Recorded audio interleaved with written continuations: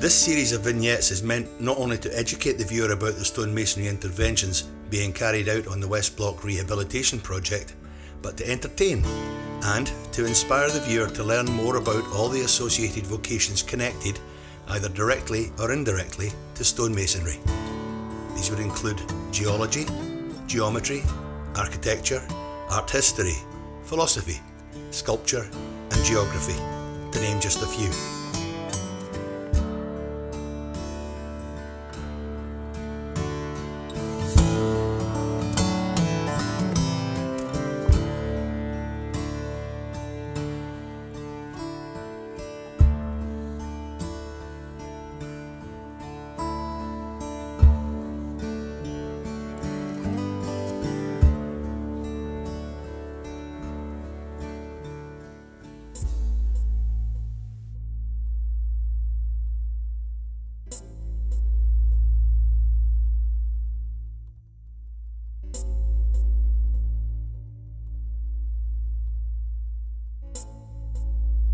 I designed the facade of the RJW Jem Campbell workshop in the Jacobean style of architecture, whose latter days coincided with the start of the Scottish Enlightenment.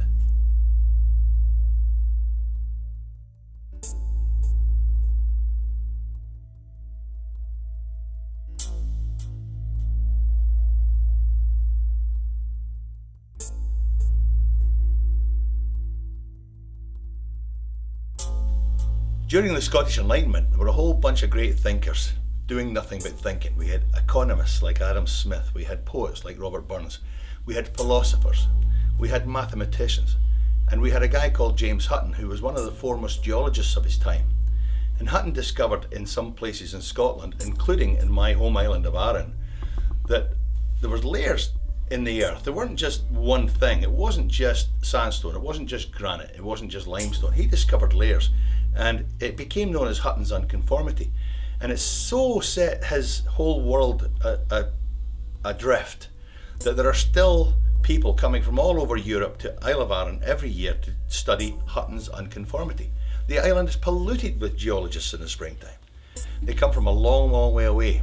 Hutton's theories basically said that the earth was an awful lot older than what we had believed, and what the church would have us believe. The church was always saying that the earth was 6,000 years old, or 10,000 years old, a few thousand years old.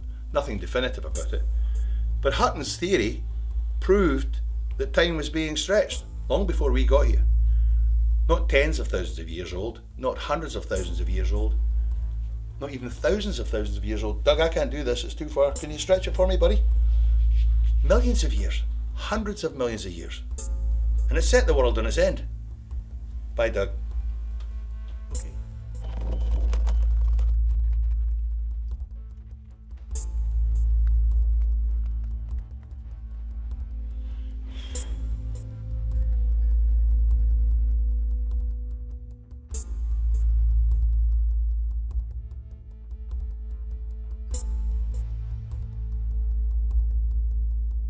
During the 18th century, the Scottish Enlightenment preceded the general European Age of Reason and created the possibilities of the world we live in today.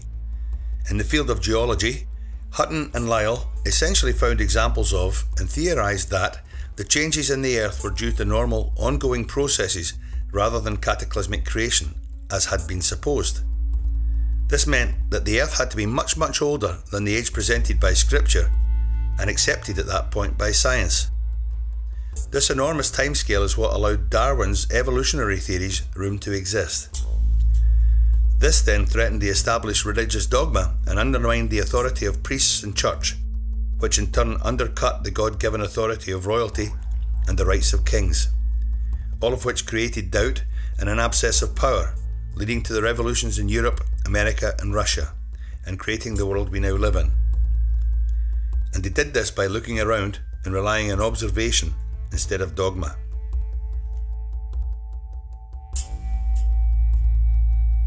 Those who find a shorter scriptural time frame for the age of the earth disagree with this way of thinking, but that is difficult to reconcile with the geological record which seems consistent all over the world. It is interesting, however, that artists who work in stone tend to create mainly religious or at least ceremonial imagery. Of course they had to. It was the church that was paying the bills.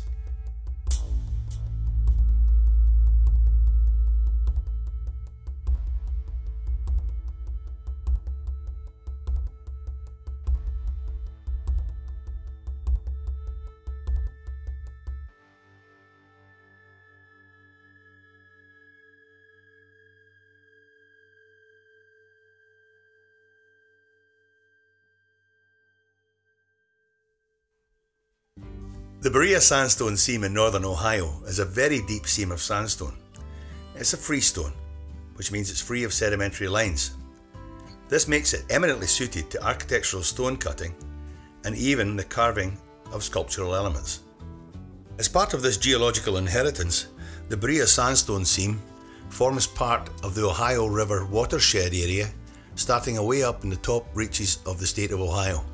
The Ohio River picks up sand and silt and deposits from 11 US states, empties into the Mississippi River and eventually the Gulf of Mexico, which is completely the other way from the waters we've been talking about before with our limestones and our San Canute sandstones.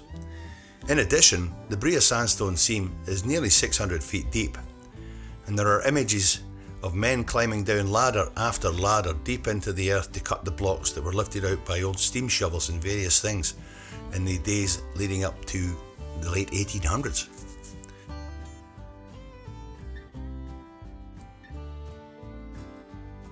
This stone was shipped all over North America for use in public buildings, including our own parliamentary precinct.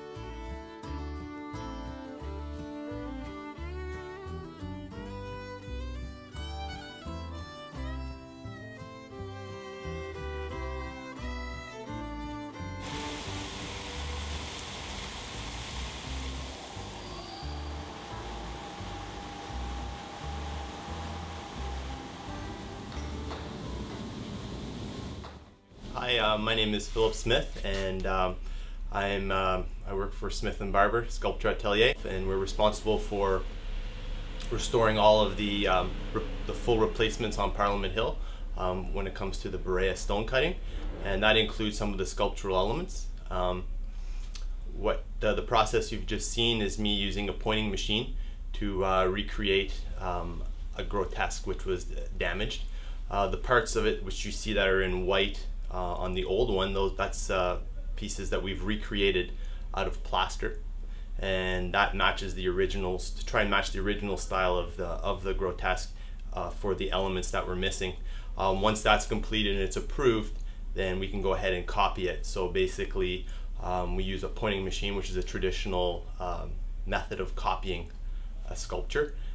So you have the original in one location and a block of stone that you want to use in another, and basically it's a system where you see the articulating arms of the pointing machine can be adjusted in such a way that you are able to record depth points. So then I record a depth point on the original, and I'm able to transfer that onto my new block of stone. I pull back the needle, which allows me to get my depth, and I carve and keep carving until that needle reaches the bottom of the depth gauge. And once you have a multitude of those points, then the sculpture really reveals itself. And at that point, once you have enough points, you can really kind of see the flow of the different elements and really kind of finish it by hand then.